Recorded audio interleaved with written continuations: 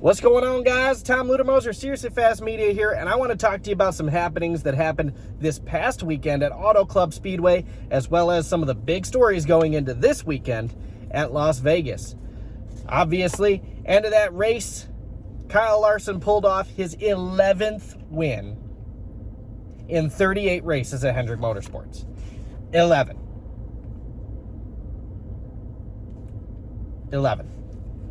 out of 38. To give you an idea, Chase Elliott has 267 starts 200 with Hendrick Motorsports, and he has 13 total wins. 13. It just goes to show you one of those things that can happen when you take a fantastic driver and put them in fantastic equipment, or you take a fantastic driver and you put them in subpar equipment. It just goes to show that he was being held back by Chip Ganassi equipment, and this kid could already be in the 30 to plus win range, in my opinion. Based on what I've seen, he could probably be somewhere in the 30s by now.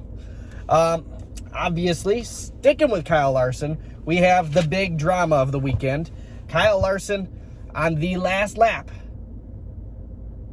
the last restart, is side by side. I mean, they're door to door with Joey Logano going into one. Chase Elliott comes from pretty far behind with a fantastic run.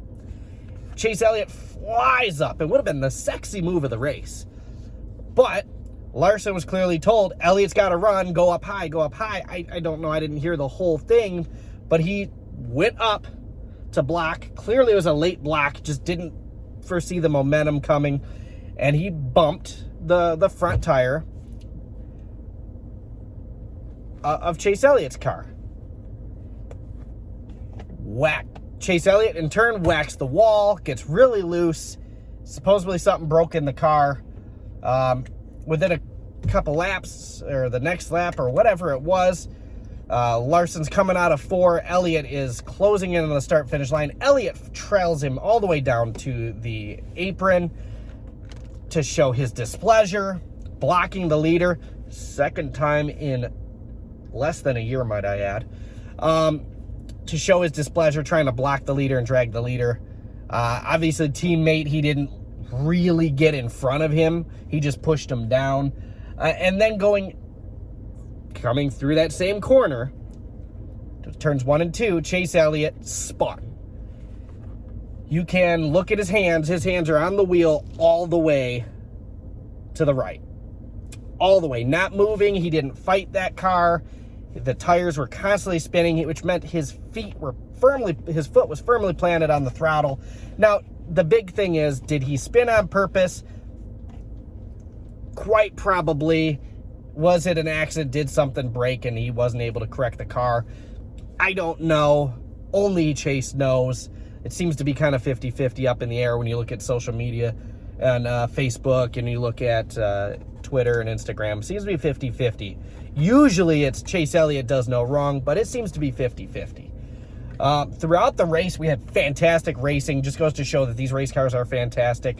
Obviously, we have the one major downfall, and that is these tires. When these tires go down, when you lose 2 tires in these cars, it sits on the underbody. It sits on the underpan of the race car, and the cars don't go anywhere. They can't. They cannot move under their own power, and that's a shame. It is an absolute shame,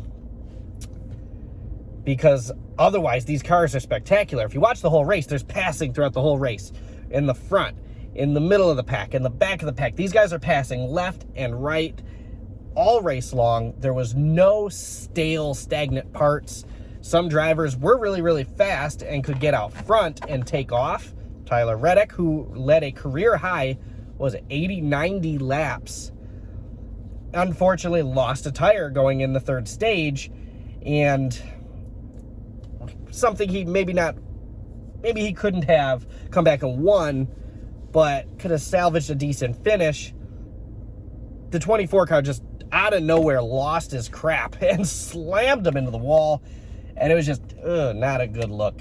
Really unfortunate for both of those guys, who were really the only guys out there leading from the Chevrolets for a bit. Going back and further in the pack, you've got guys doing fantastic work. The only other Chevy that actually led laps was, really impressively, the 43 car. Erik Jones did a spectacular job. He led more laps than he has since he has run the 43 car. Very, very impressive. The Chevy showed some speed, but it also showed that these cars do give a little parity. And that being said, another one of the big statistics that I got out of this was that for the first time since 1973, going into the first 2 races of the season, we have 19 different top 10 finishers. 19! That means only one person has finished in the top 10 twice. And that's final season retiring Eric Almirola. You had Austin Cindric, obviously the winner of Daytona 500, Joey Logano, Ryan Blaney, Chase Briscoe, Erik Jones, Kyle Larson, Bubba Wallace, Brad Keselowski, Kurt and Kyle Busch, Ricky Stenhouse Jr., Austin Dillon, Daniel Suarez, Michael McDowell, Chase Elliott, Kevin Harvick, David Reagan, and Daniel Hemrick, all with top 10 finishes this season.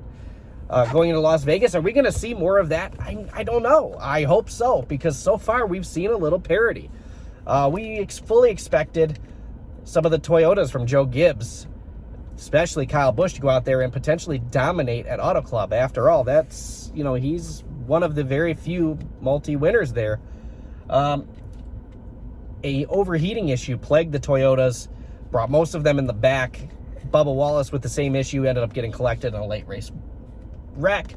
Just not a good look for the Toyotas. These cars do have their bugs. I think these cars are fantastic. They are better than the outgoing car, but obviously there's bugs. Things do need to get fixed. Just saying. Going into the next race, going into Las Vegas, we've got some other big stories. Todd Bodine, legendary truck driver for the NASCAR Truck Series, is going to be starting for the first time since, I think, 2013, if I'm not mistaken. And he's going to be running for Stuart Friesen Motorsports, or not Stuart Friesen Motorsports. He's going to be running in a Stuart Friesen truck, the 62, if I'm not mistaken. I cannot remember. I'm brain farting here. I apologize. Beautiful truck. Good luck to him. Maybe he'll score a top 5, maybe he'll score a top 10, top 15. I don't know. Top 5 might be pushing it for his first truck race back, but the guy is a legend. What else we got? Oh, big news yesterday. Good Money Motorsports. I'm sure you guys all remember the Brandon Brown fiasco of the LGB coin, the Let's Go Brandon coin race car, where Brandon Brown, after winning at Talladega last year, got a big sponsor. He's been sponsored by little companies for quite some time, including Larry's Lemonade and Vic Reynolds. Remember that name. So, going into 2022, Brandon Brown and Brandon Built Motorsports dropped the little guys. They went after the one main sponsor for the entire season for big money, or what they thought was going to be big money, and it turned into that whole fiasco. I'm not going into it. But with that being said, it all fell through. NASCAR wouldn't allow it. And Vic Reynolds, the owner of Larry's Lemonade, said, not all money is good money. If you guys remember my Twitter, I posted about it. He posted a video as a response to losing that sponsorship deal, and said not all money is good money. So yesterday it was announced that Vic Reynolds, as well as Our Motorsports, would be teaming up with the Good Money Motorsports racing team for the NASCAR Xfinity Series. Don't hold me to this, but that seems like a race team kind of formulated out of spite. Good luck to them. They obviously be running Chevy Camaros, using the Our Motorsports cars. Will that be a fourth Our Motorsport car with a partial ownership, kind of like Jeff Gordon's car was with Rick Hendrick? I don't know. I'm not 100% sure. I would absolutely love to get Vic on the Seriously Fast Media podcast, or on the Seriously Fast podcast, which I am going to be starting here soon, the first episode.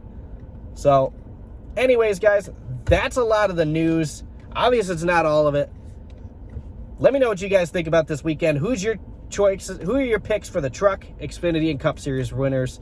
Let me know in the comments section below. Have a great one, guys.